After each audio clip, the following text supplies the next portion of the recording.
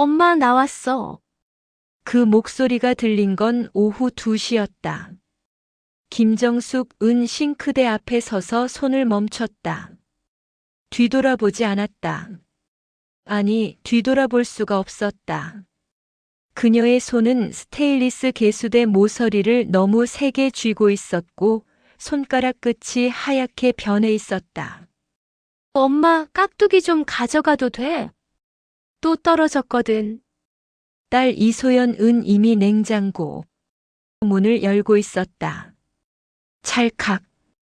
그 소리가 정숙의 가슴에 꽂혔다. 찰칵. 반찬통 뚜껑이 열리는 소리, 비닐봉지가 바스락거리는 소리, 그리고 냉장고 문이 닫히는 소리. 오징어 무침도 있네. 이것도 좀 가져갈게. 정숙은 끝내 뒤돌아보지 않았다. 창밖에는 봄비가 내리고 있었다. 얇고 조용한 봄비였지만 정숙의 귀에는 폭포 소리처럼 들렸다. 현관문이 다시 닫혔다. 딸이 떠났다. 정숙의 눈에서 눈물 한 방울이 떨어졌다. 개수대 안으로. 소리도 없이. 그 눈물이 떨어진 건 그날이 처음이 아니었다. 그러나 이 파국은 3년 전 가을부터 시작되었다. 이제 한 분의 사연 속으로 들어가 보겠습니다. 정숙이 냉장고를 열었다. 텅 빈 반찬 칸. 그녀는 한참 그것을 바라보다가 서랍에서 포스트잇을 꺼냈다. 그리고 천천히 볼펜을 집어들었다. 손이 떨렸다. 하지만 이번에는 멈추지 않았다. 이 글씨가 훗날 모든 것을 바꿀 것이라는 걸 그때 정숙은 알았을까? 정숙의 하루는 늘 새벽 5시에 시작되었다. 아파트 9층 창문 너머로 여명이 번지기 전 그녀는 이미 앞치마를 두르고 있었다. 코다리 조림, 시금치 나물, 제육볶음, 그리고 갓 담근 깍두기. 냄비 뚜껑이 들썩이는 소리 도마 위에서. 칼이 일정하게 리듬을 타는 소리, 참기름 냄새가 부엌을 가득 채우는 아침. 정숙은 혼자 살았다. 남편은 일찍 세상을 떠났고 아들은 부산에, 딸 소연은 차로 15분 거리에 살았다. 혼자이지만 외롭지는 않았다. 반찬을 만들다 보면 하루가 갔고 소연이 가끔 들르면 그걸로 충분했다. 엄마 반찬은 진짜 최고야. 소연은 올 때마다 그 말을 했다. 정숙은 그 말이 좋았다. 그래서 더 만들었다. 소연이 좋아하는 것들로 조금 더 맛있게. 그때는 몰랐다. 그 말이 조금씩 다른 의미를 갖게 될 거라는 걸. 이상하다고 처음 느낀 건 소연이 초인종도 누르지 않고 들어오기 시작한 날이었다. 엄마 나왔어. 번호키를 누르는 소리와 함께 현관문이 열렸다. 정숙은 거실에서 TV를 보다가 돌아봤다. 소연은 이미 신발을 신은 채 부엌으로 향하고 있었다. 잠깐 소연아, 엄마, 깍두기 어디 있어? 냉장고 안에? 정숙은 말을 잇지 못했다. 딸이 냉장고를 열고 반찬통을 꺼내고 비닐봉지에 담는 걸 바라보았다. 그 모습이 자연스러웠다. 너무 자연스러워서 오히려 어색했다. 비번은 어떻게 알았어? 엄마가 가르쳐 줬잖아. 이사 왔을 때. 맞았다. 정숙이 가르쳐 줬다. 그땐 긴급 상황을 위해서였다. 소연이 열쇠 없이 와도 들어올 수 있도록. 하지만 그게 이런 의미였나? 정숙은 그 생각을 소리내어 말하지 않았다. 잘 먹을게, 엄마. 나가는 뒷모습을 바라보다가 냉장고를 열어봤다. 깍두기가 사라진 자리가 뻥 뚫려 있었다. 그날 밤 정숙은 잠이 오지 않았다. 이유를 딱히 설명할 수 없었다. 그냥 뭔가 이상했다. 그게 한 번으로 끝났다면 정숙은 잊었을 것이다. 두 번째는 일주일 후였다. 정숙이 목욕을 하고 나왔을 때 현관 신발장 앞에 소연의 운동화가 있었다. 부엌에서 소리가 났다. 냉장고 문 열리는 소리, 비닐봉지 소리. 소연아, 오늘 온다고 했었어? 아니, 그냥 지나가다가 엄마 코다리 조림 있으면 좀 가져가려고. 그냥 지나가다가. 소연은 35이었다. 결혼한 지 5년이 넘었고 남편과 아이 둘이 있었다. 차로 15분 거리라고는 해도 그냥 지나가다가 들를 수 있는 거리는 아니었다. 세 번째가 있었다. 네 번째도 있었다. 다섯 번째는 정숙이 외출 중일 때였다. 집에 돌아와 보니 오징어 무침이 사라져 있었고 싱크대 위에 비닐봉지 하나가 놓여 있었다. 소연이 다녀간 흔적이었다. 정숙은 그 빈 반찬 자리를 오래 바라보았다.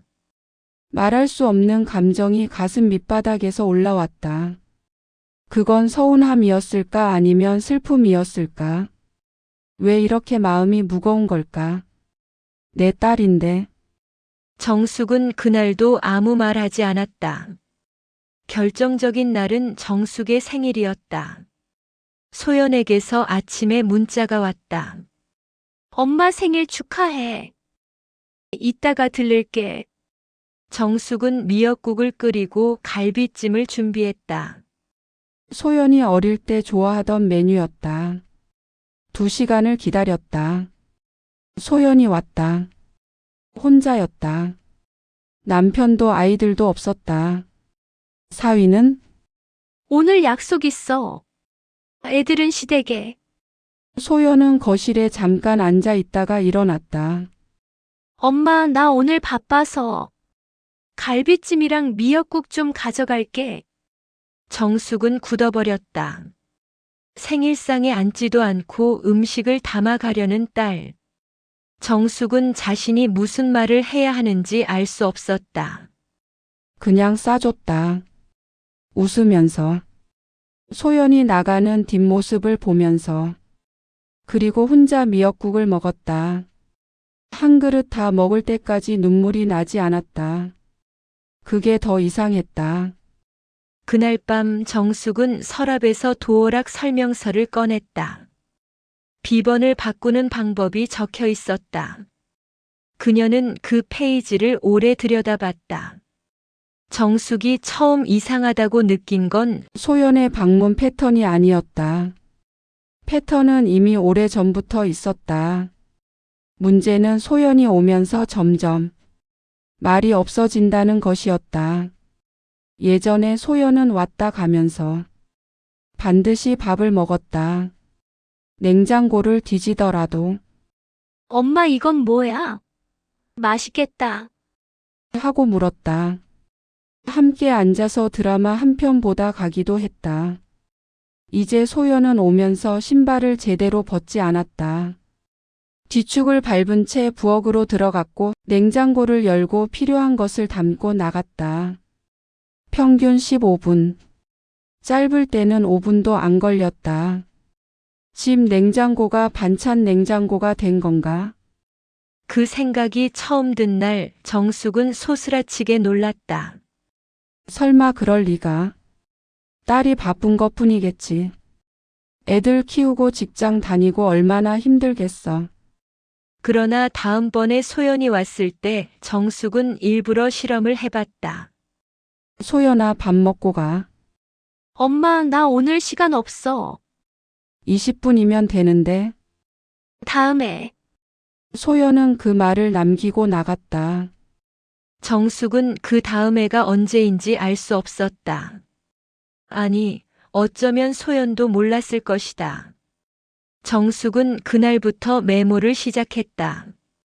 달력에 소연이 온 날 가져간 반찬 머문 시간. 아무에게도 보여줄 생각이 없는 기록이었다.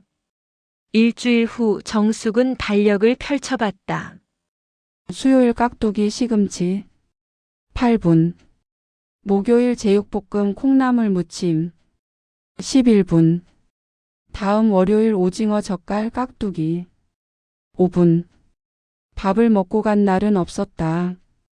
결정적인 장면은 생각지도 못한 곳에서 왔다.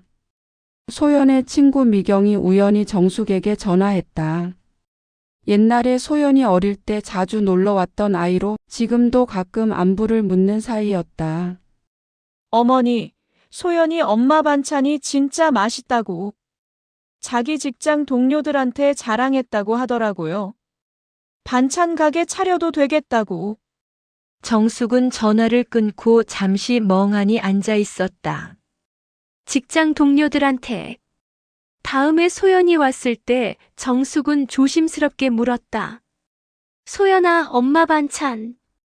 혹시 직장에도 가져가? 소연의 표정이 미묘하게 변했다.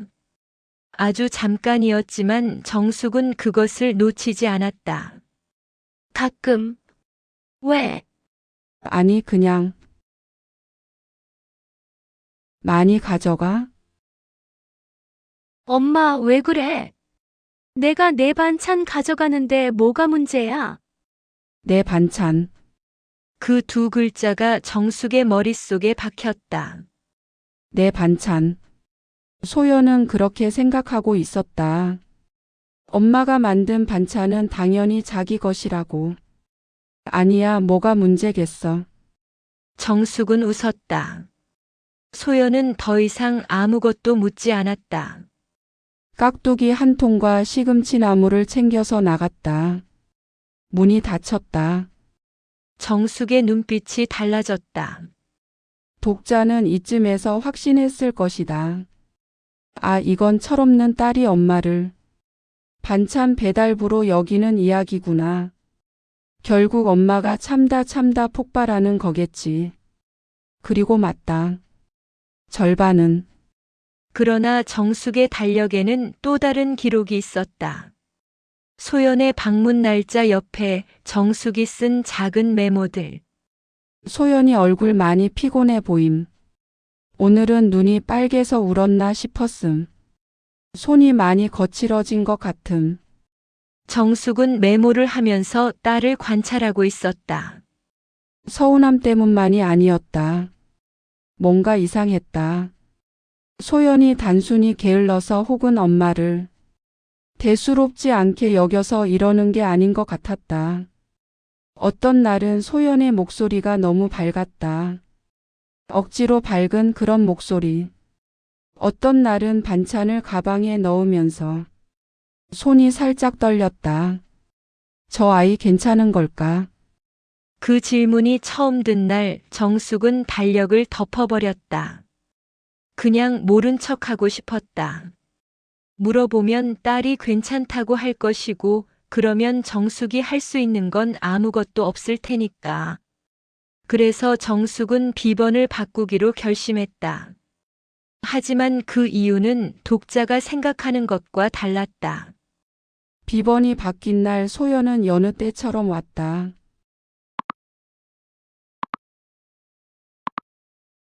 번호가 눌리는 소리가 났다. 그리고 멈췄다. 문이 열리지 않았다. 소연이 다시 눌렀다.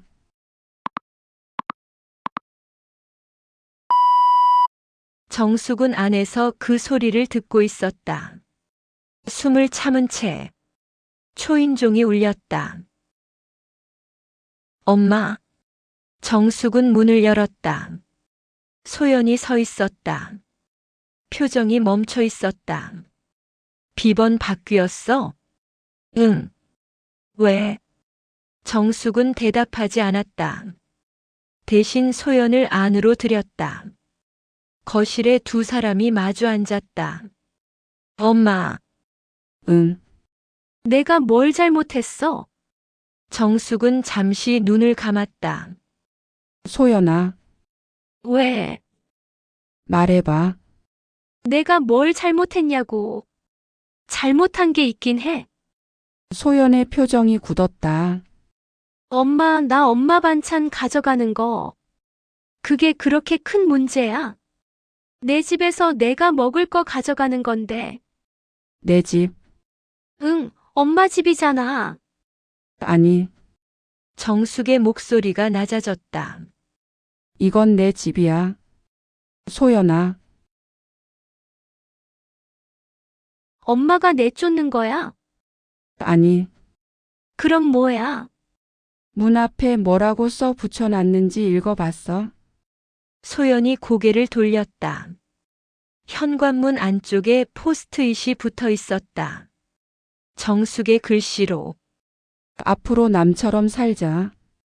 소연의 얼굴이 하얘졌다. 이게 무슨 뜻이야? 정숙은 잠시 망설였다.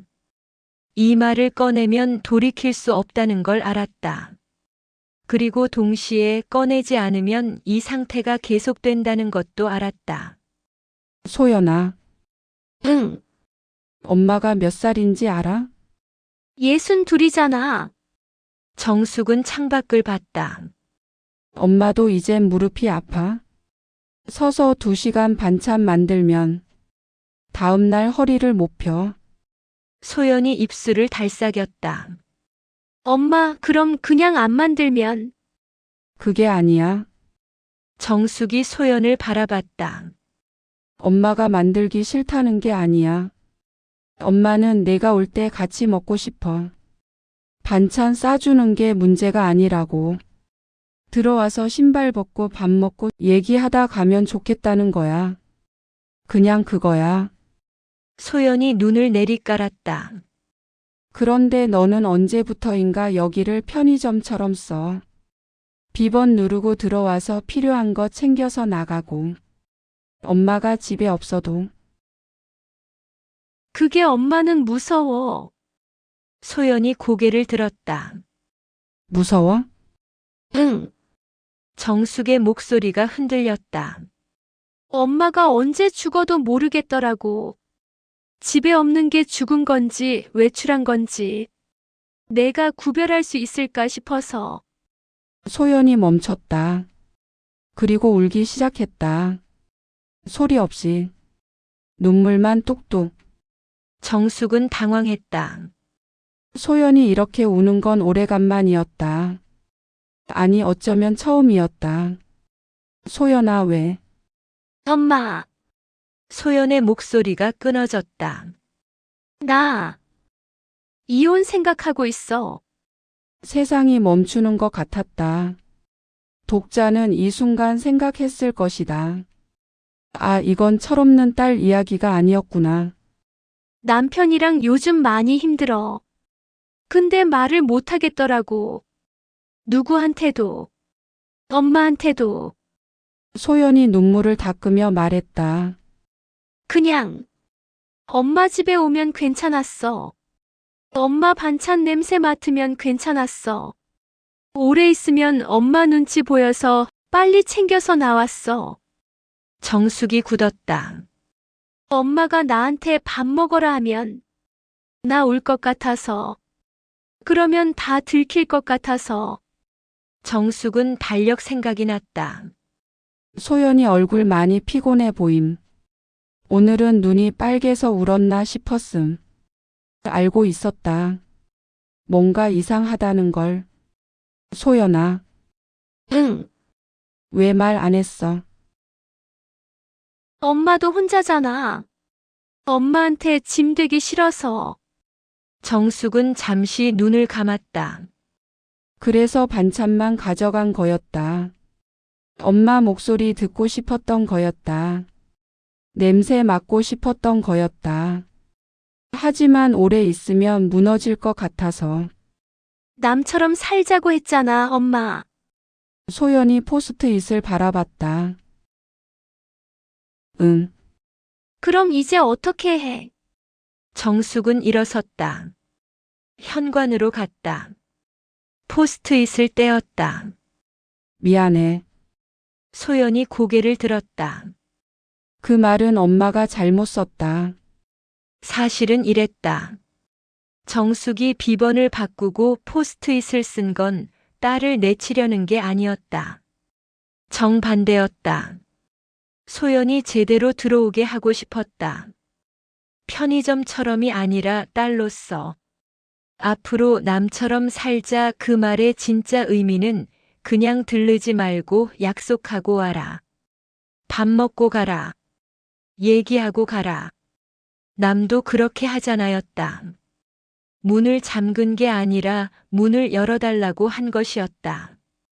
그제야 모든 것이 맞아떨어졌다. 달력에 기록된 소연의 방문 시간들. 정숙은 소연을 미워하며 쓴 게 아니었다. 언제 오는지, 얼마나 힘들어 보이는지 기록하며 걱정했던 것이다.